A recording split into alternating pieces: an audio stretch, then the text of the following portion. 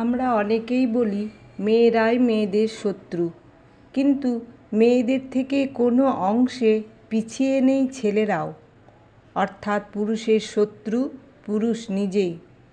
কেন বললাম বলুন তো? একটা ছোট গল্প বলি, পুরোটা শুনুন, তাহলেই বুঝতে পারবেন। মাংসের দোকানে গিয়ে দাঁড়িয়েছি, একজন লোক তখন দাঁড়িয়ে আছেন। তার মধ্যে বছর ৩০-৩২-এর একটি ছেলেও আছে। চোখে চশমা, লম্বা রোগাটে চেহারা, ভদ্র বলেই মনে হলো। ছেলেটিকে বলতে শুনলাম, দাদা, আমাকে 1 কেজি মাংস দেবেন। 1 কেজি মাংস ওজন করে মাংস বিক্রেতা মাংসের প্যাকেটটা হাতে ধরিয়ে দিল।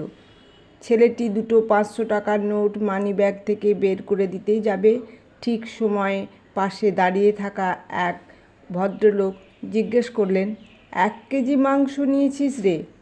কে খাবে রে? বাড়িতে তো তোরা এখন মাত্র 3টে লোক, বউ বাচ্চা থাকলেও না হয় হতো, তুই তো এখন ঝাড়া হাত পা। কথাগুলো প্রথমে আমি ঠিক বুঝতে পারিনি। এমন কথা শুনে ছেলেটির চোখ মুখের অবস্থা বদলে গেল। লজ্জায় যেন কুঁকড়ে যাচ্ছিল ছেলেটি। ঠিক কী বলা উচিত সেটাও যেন ঠিকমতো করে বুঝে উঠতে পারছিল না। ছেলেটি তখন নরম সুরে বলল, বউ বাচ্চা না থাকলে কি বেশি মাংস নেওয়া যায় না? ভদ্রলোক বললেন, কেন নেওয়া যাবে না? 3টে লোক, তাই বললাম। ছেলেটি আর উত্তর না দিয়েই বাইকে স্টার্ট দিয়ে বেরিয়ে গেল। মনে হলো যেন পালাতে পারলেই বাঁচে। মনে মনে আমি ভাবছিলাম, ছেলেটি বিয়ে করেনি বলে কি এই ধরনের খোঁচাটা দিল? খারাপ লাগছিল এমন অপ্রস্তুতিতে ফেলার জন্য। সে যাই হোক, মাংস বিক্রেতাকে বললাম, দাদা, আমাকেও 1 কেজি দেবেন। আমি দাঁড়িয়ে আছি। ছেলেটি চলে যাওয়ার পর এদিকে ওই খোঁচা দেওয়ার ভদ্রলোক মাংস বিক্রেতাকে বললেন, একটু আগে যে মাংস নিয়ে গেল, ছেলেটিকে চেনো? হ্যাঁ, চিনি তো, আমার দোকানে আগে প্রায় আসতো, এবারে অনেক দিন পর দেখলাম। ভদ্রলোক রসিয়ে রসিয়ে বলতে লাগলেন, আসবে কি করে, মালটার ডিভোর্স হয়ে যাবে, কেস চলছে, সেই মেয়ে তো 50 লাখ টাকা দাবি করেছে। মাংস বিক্রেতা কপালে চোখ তুলে বলল, 50 লাখ? ঠিকই করেছে, ওদের থেকে নেওয়াই ভালো, আছে তো অনেক। আমাদের ক্লাবের ছাদ ঢালাই করার জন্য একসময় 20,000 টাকা চেয়েছিলাম ওর বাবার কাছে। 2,000 টাকা ধরিয়ে দিয়ে বলল দিতে পারবে না।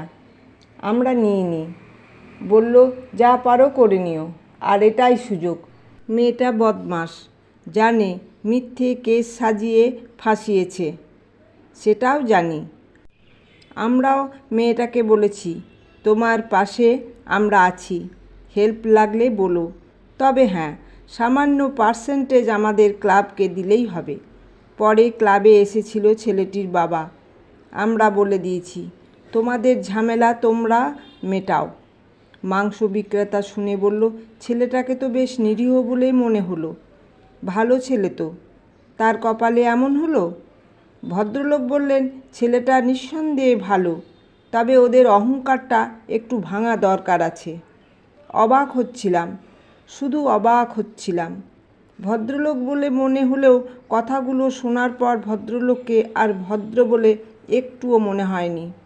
অন্যকে বিপদে পড়তে দেখে যার পৈশাচিক আনন্দ হয়, তারা আসলে ভীষণ রকম অভদ্র।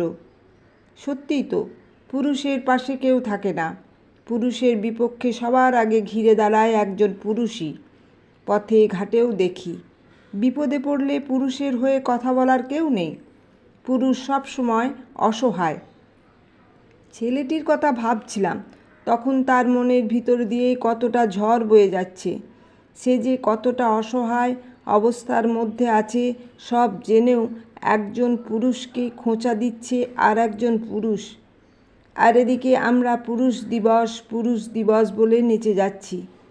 একজন পুরুষের পাশেই যখন একজন পুরুষ দাঁড়ায় না, তার অসহায় অবস্থা নিয়ে যখন মজা করে, পৈশাচিক আনন্দ নেয়, তখন আর কিসের জন্য এই ঘটা করে পুরুষ দিবস হয়?